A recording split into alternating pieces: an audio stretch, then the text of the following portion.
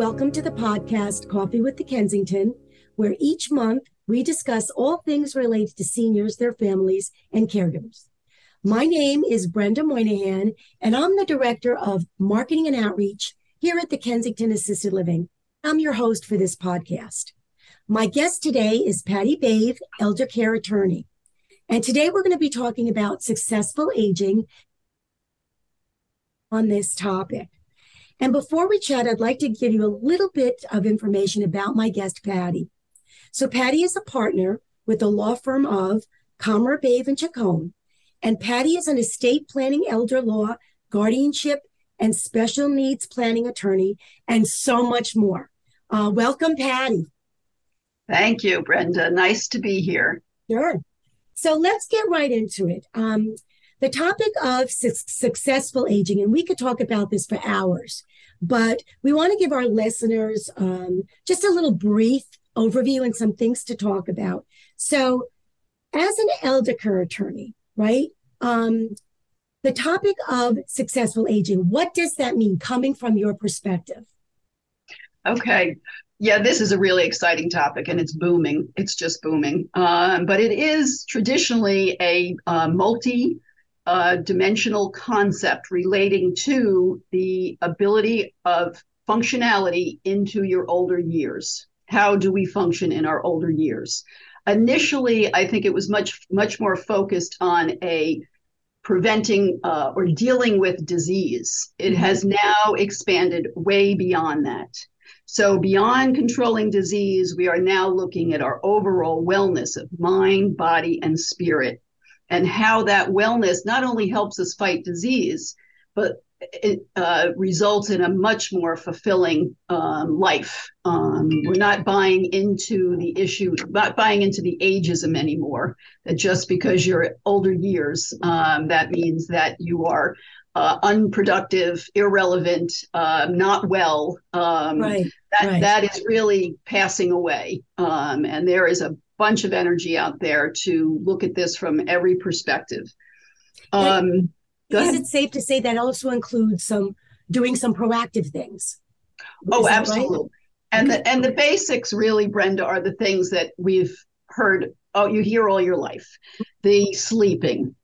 We need rest. Our brain needs to rest. We need good eating. And that, of course, there's books now out there on the brain and eating.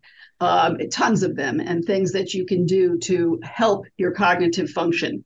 And of course, it focuses around fruits and vegetables, all the things that you would expect. Exercise. All the things, right.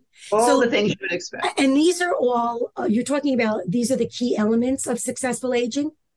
These are the key elements, but the key elements have really expanded. So we're not only talking sleep, good eating, exercise, which we all know, we've got to move. We also are looking at the brain in a whole new way. And what does the brain need in addition to all of these things? But it needs creativity. It needs playtime. It needs laughter. It needs mindfulness. And there is a guy by the name of Dan Buettner who he's a longevity researcher. I didn't know there was such a thing, but there is. And there's something called the blue zones. These are 5 areas that have been identified as places where there are so many living into their hundreds. It's astonishing. But not just living, but living well. Right. And again, these are, in addition to the things that I've mentioned, being near, he talks about environment. So you take all these other things, and then he says, but it's also about your environment. Where do you live?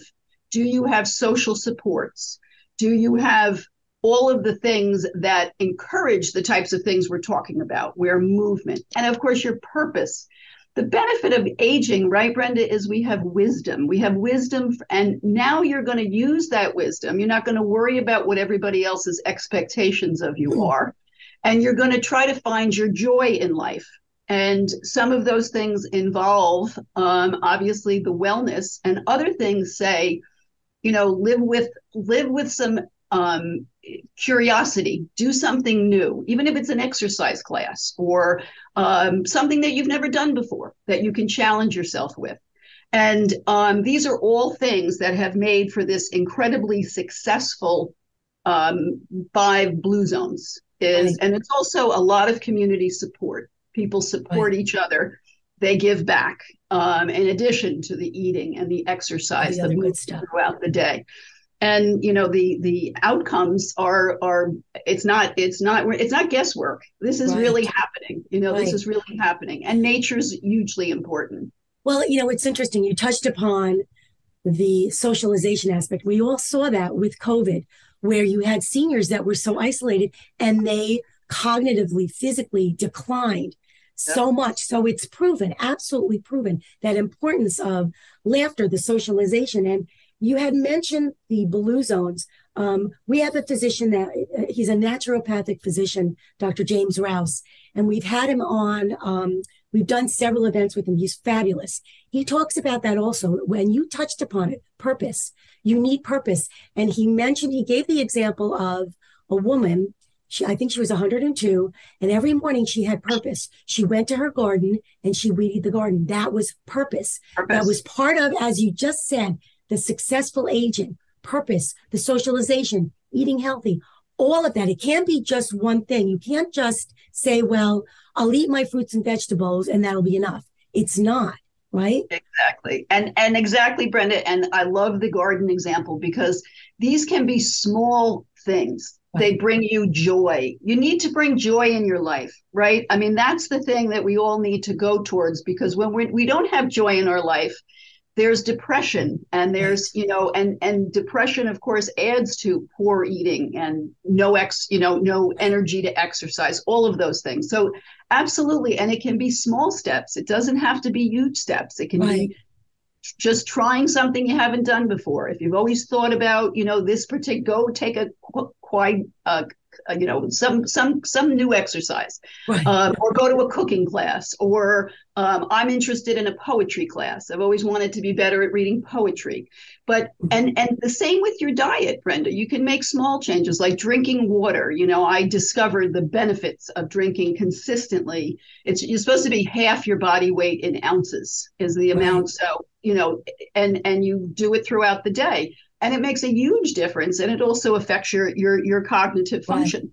I, um, I have to say this. I love the fact that you're an elder care attorney, but you are thinking so much bigger than just the wills and the estate planning. Broader. And I can see that when you talk to your clients, you're talking about all of this. When somebody's talking about retiring and they're talking about their financial expert and you, the elder care attorney, that this is part of that picture. Well, what is your goal? Are you just going to sit in front of the TV? Or, as you said, are you going to be doing things that bring you joy? So I like the fact that you're bringing that into the picture and you're educating them that part of successful aging is all of these other things. It's not just retiring and sitting watching TV. Absolutely, absolutely. And I think that retirement is going to be redefined, right? Maria Shriver does this great. I mean, she's out there doing all kinds of things. Her dad has had Alzheimer's, so now she's Right. really on this, and she has a reframing aging program. If you go on and you Google her, you'll see it. But yeah, I think that we are forever going to change how we talk about aging. It's like everything else with social media and all of that. Of course, it's now people are going to be able to be educated. And yes, I think that retirement has got to change. You can't go from going to nothing. Right. And I think Right. that, they talk a lot about elders being able to work less days, maybe less hours in the day. Right. Right. So yes, I think retirement's going to be new. And to your point, you can't go from 100 to zero and have good And right. results. And Yeah, think that you're going to be absolutely. successful aging and you're going to be healthy cognitively and physically. You're right. You're right. Exactly. So for our listeners, Patti, what are some takeaways that they can begin their journey on successful aging if they haven't already done so? There are people out there listening to us, maybe in their 50s. They're not really thinking that mode yet, or perhaps people already are on that journey. What are some things they could be thinking about?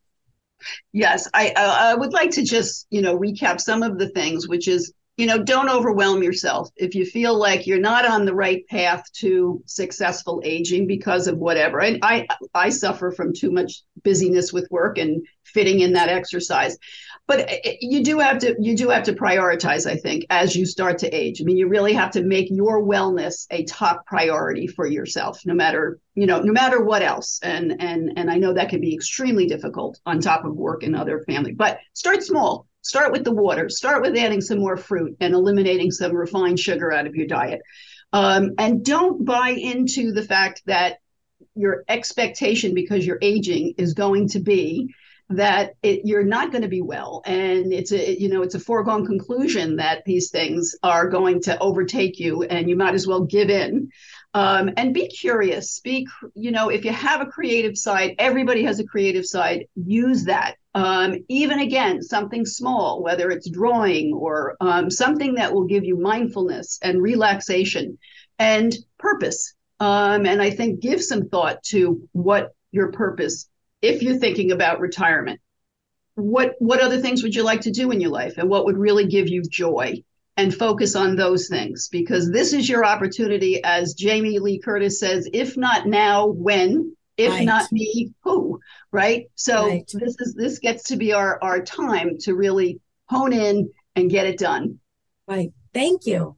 My pleasure. So folks, as I said, I think Patti is very unique because she's not just focusing as an elder care attorney, the will and the financial stuff, and she's looking at the big picture. So why don't you tell us, Patti, for folks, if they want to contact you for whatever reason, they want to hear more about what you're talking about, please, if you could give them some information.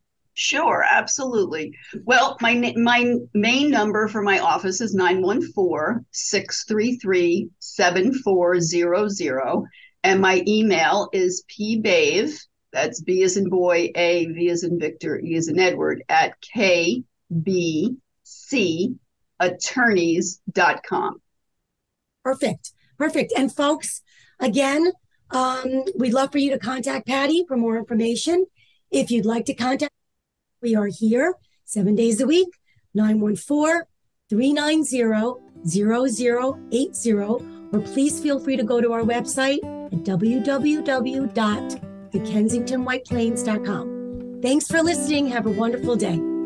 Thank you. Thanks, Brenda.